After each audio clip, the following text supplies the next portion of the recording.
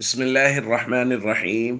عن أبي هريرة رضي الله تعالى عنه قال رسول الله صلى الله تعالى عليه وسلم في الحديث: ورجلان تحابا في الله اجتمعا عليه وتفرقا عليه. رواہ البخاری۔ دوستو، کل ہم نے بات کی تھی کہ 7 قسم کے لوگوں کو اللہ عرش کا سایہ نصیب فرمائیں گے۔ ان میں سے 3 طرح کے لوگوں کا تذکرہ کیا جا چکا ہے۔ مناسب یہ سمجھا جا رہا ہے کہ باقی 4 طرح کے لوگوں کا بھی تذکرہ کر دیا جائے۔ گو کہ ہمارا بیان وہ مساجد کی اہمیت و فضیلت کا چل رہا ہے، لیکن آج ہم اس حدیث کو مکمل کریں گے۔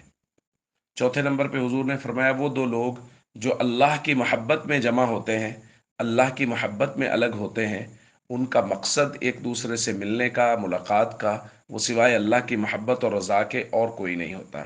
ان کو بھی اللہ اپنے عرش کا سایہ نصیب فرمائیں گے۔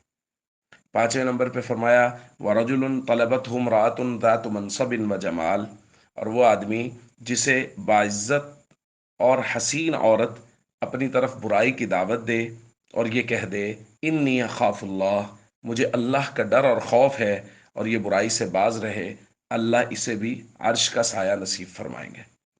اور 6 نمبر پہ فرمایا وَرَجُلٌ تَصَدَّقَ أَخْفَى، اور وہ آدمی جو صدقہ کرے اور مخفی طریقے سے صدقہ کرے، اور اس قدر مخفی طریقے سے حتیٰ لا تعلم شمالہ ما تنفق یمینہ، کہ اس کے بائیں ہاتھ کو بھی پتہ نہ چلے کہ دائیں ہاتھ نے کیا خرچ کیا ہے، انتہائی مخفی طریقے سے وہ خرچ کرے، تو ایسے شخص کو بھی اللہ اپنے عرش کا سایہ نصیب فرمائیں گے۔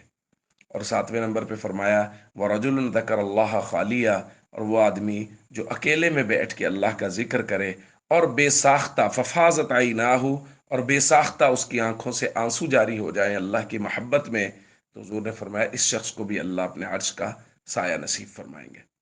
تو دوستو، ہم سب کو کوشش کرنی چاہیے اللہ کی رضا کے کام، اور وہ کام جن سے اللہ اپنے عرش کا سایہ نصیب فرمائیں گے، ہمیں ان سب کاموں کی کوشش کرنی ہے۔